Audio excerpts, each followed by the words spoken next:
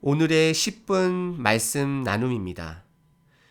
이미 여러분들께서 말씀을 묵상하신 것과 같이 마가복음 9장 2절서부터 13절까지의 말씀입니다. 연습하지 않는 말씀은 죽은 말씀입니다.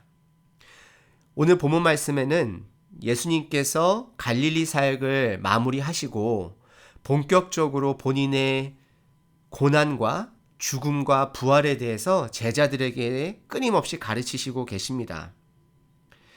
예수님께서는 항상 그 때를 분명하게 아시고 그 때에 맞춰서 사시는 분이십니다. 우리가 아무리 좋은 행동이나 덕담이 있을 때에도 그것이 상황에 맞지 아니할 때는 그것이 불편함과 예의에 어긋나는 것을 보게 됩니다. 웃는 것은 너무나도 좋은 것이지만 어느 누구도 장례식장에서는 웃지 않습니다. 오늘 예수님의 그 때를 보시면서 우리들의 때는 무엇인가 살펴보시길 바랍니다. 2절에 보시게 되면 엿새 후에 예수께서 베드로와 야고보와 요한을 데리시고 따로 높은 산에 올라가셨다라고 말합니다. 오늘 본문 말씀은 구약 성경에서 모세가 시내산에 십계명을 받으러 올라갔을 때랑 많이 흡사한 부분이 보이게 됩니다. 엿새 후에 모세가 산에 올라갔을 때도 6일 동안 구름이 가득했다라고 이야기를 합니다. 예수님께서 그곳에 세 제자를 데리고 올라가셨을 때에 예수님의 모습이 변화하게 됩니다. 그분의 옷과 예수님의 모든 모습이 희어져서 너무 못 알아볼 정도로 이렇게 변한 모습을 보게 됩니다. 모세도 동일한 부분이 있었죠.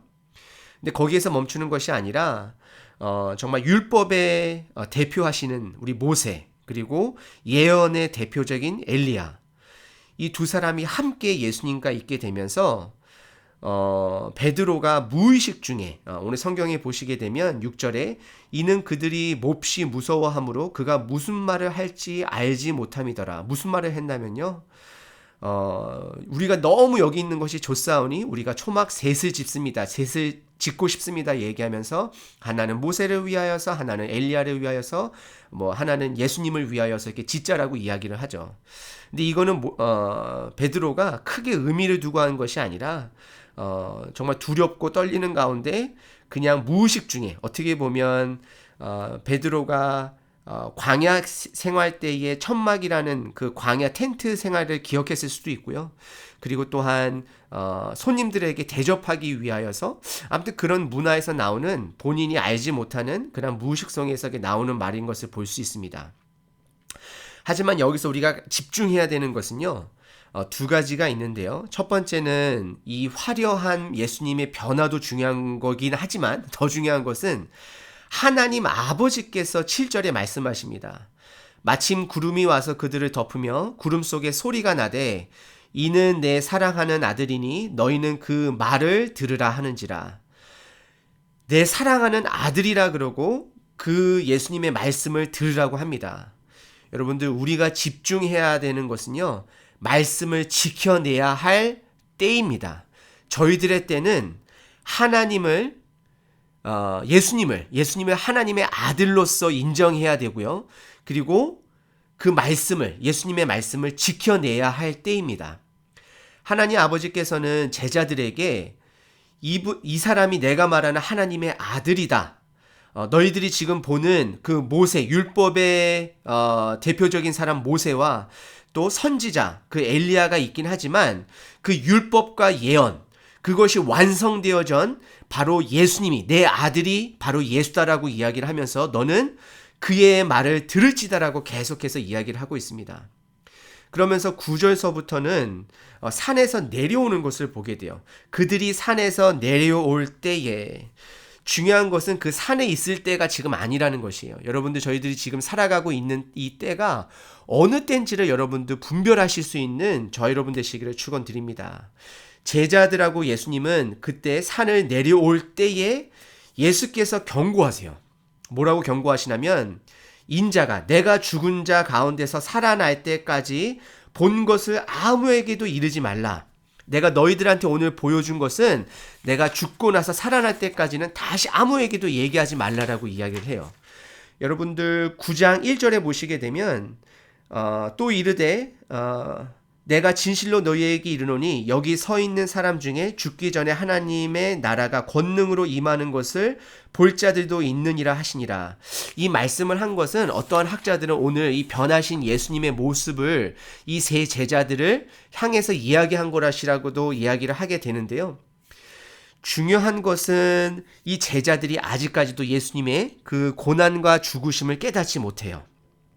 왜냐하면 10절에 보시게 되면 그들이 이 말씀을 마음에 두며 예수님께서 내가 죽고 부활하기 전까지는 이 너희들이 본 것을 아무에게도 얘기하지 말라라고 했을 때 그들이 이 말씀을 두어 서로 문의하되 죽은 자 가운데서 살아나는 것이 무엇일까 하고 이렇게 고민하는 것을 보게 됩니다.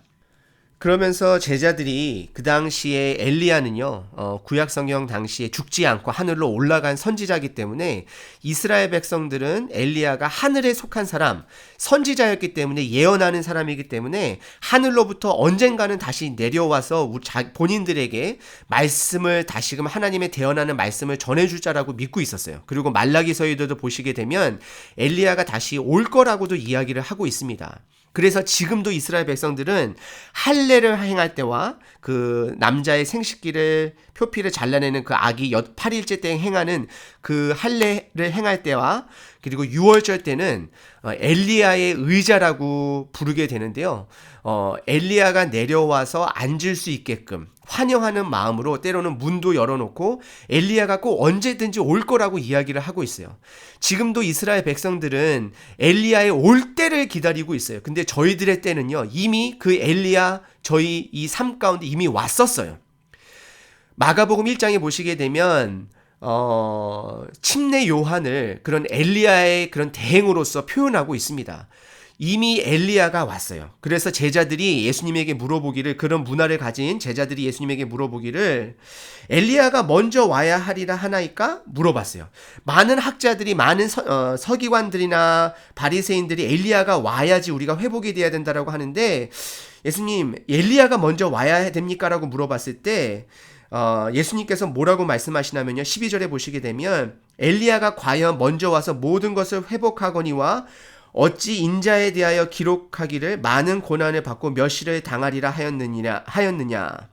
결국에는 그 엘리야가 이미 왔었고 인자도 와서 고난을 당해야 된다라고 이야기를 하게 돼요. 그러면서 13절에 이어서 너희에게 이르노니 엘리야가 왔을 때 기록된 바와 같이 사람들이 함부로 대하였다라고, 침례 요한을 함부로 대하였다라고 이렇게 말씀을 하고 있습니다. 정말로 이 제자들이 그 신의 산이 아니죠. 아무튼 그 우리가 알지 못하는 산에 올라가서 예수님의 변화된 모습을 보고 엘리야와 모세와 함께 있는 것을 보고서 예수님께서 그 모습을 통하여서 본인의 부활될 영광의 모습을 미리 좀 보여주셨던 것 같아요. 하지만 여기서 중요한 것은 하나님 아버지께서 내 사랑하는 아들이라고 얘기하시고 그의 말을 들으라고 했을 거예요. 아마 이 세 제자들은요, 예수님께서 부활하시고 나서 그 몸을 보이시고 그것이 깨달아졌을 때에 그때 하나님 아버지께서 정말로 저분이 하나님의 아들이라고 말씀하신 거 맞구나. 그리고 그의 말을 들으라는 게 맞구나. 그러면서 그 3대로 살라고 하라는 것을 깨달았을 수가 있을 것 같아요. 그렇다 그러면 여러분들, 저희들이 지금 살아야 될 때는 무엇입니까? 다시 한번 말씀드리겠습니다. 우리가 지금 살아야 될 때는 하나님의 말씀을 지켜내야 될 때입니다. 실질적으로 여러분들 매일매일 말씀을 묵상해야 될 때입니다. 매일 저희들이 식사를 먹는 것처럼 매일매일 하나님의 말씀을 먹어야 될 때이고 묵상해야 될 때이고 그 말씀을 매일 삶 속에서 연습해야 되는 것입니다. 그러면 조금 더 자세하게 우리가 무엇을 연습해야 될까요? 여러분들 요한복음에 보시게 되면 예수님이 제자들에게 집중하셔서 돌아가시기 전에 가르치시는 사건들을 요약해 보면 예수님께서 성부, 성자, 성령, 하나님 아버지, 예수님, 성령님이 하나 되는 것처럼 그들도 하나 되게 해달라고 열심히 기도하는 모습이 나오게 돼요. 그러면서 제자들에게 발을 씻기시면서 서로 사랑하라고 이야기를 해요. 서로 섬겨라, 서로 사랑해라. 그리하여서 너희 안에 계신 하나님이 드러나게 하라라고 이야기를 해요. 여러분들, 저희들 먼저 서로 사랑해야 돼요. 서로 사랑하셔야 돼요. 그러면서 성령님께 의지하라고 이야기를 하게 되는 것을 보게 돼요. 내가 보혜사 성령님을 도와줄 성령님을 보내줄 것인데 성령님께 의지하라고 이야기를 합니다. 여러분들 오늘 하루도 성령님께 의지하면서 여러분들의 뜻과 여러분들의 판단을 통해 살아가시는 것이 아니라 지금은 성령님께 의지해야 될 때입니다. 그리고 예수님의 삶을 전체적으로 통틀어서 말씀하시는 것이 무엇이냐면 제자를 만들어내야 됩니다. 베드로에게 오늘 이 함께한 베드로가 나중에 예수님의 죽으심과 부활하심을 통해서 또 3번도 부인하게 되고 그럼을 통해서 베드로가 정말로 예수님께 너무나도 죄송해서 부활한 예수님을 만났음에도 불구하고 갈릴리에 다시 가서 낚시를 하면서 지내고 있을 때 예수님이 다시 찾아가 주셔서 내 양떼를 먹이라고 말씀하시잖아요. 네가 나를 사랑하느냐? 내 양떼를 먹여라. 먹여라. 먹여라라고 3번 말씀하시잖아요. 그것이 무엇일까요? 제자를 만들라라는 것입니다. 여러분들 이것이 저희들이 해야 될 때입니다. 말씀을 묵상해야 될 때이고요. 서로 사랑해야 될 때이고요. 성령님께 의지해야 될 때이고 제자를 만들어야 될 때입니다. 근데 이 3가지나 이 4가지의 가장 파운데이션은 무엇이냐면요. 말씀을 매일 묵상하면 이 나머지 이 때들이 보이게 됩니다. 말씀을 묵상하지 아니하면 그 말씀을 연습하지 아니하면 나머지 것들은 이루어지지 않습니다. 여러분들 오늘 하루도 이 말씀을 묵상하심으로 사랑하시는 때, 지금 사랑해야 될 때이고 성령님께 의지해야 될 때, 그리고 제자들을 만들어내야 될 때입니다. 여러분들 기억하시는 저 여러분 되시기를 축원드립니다.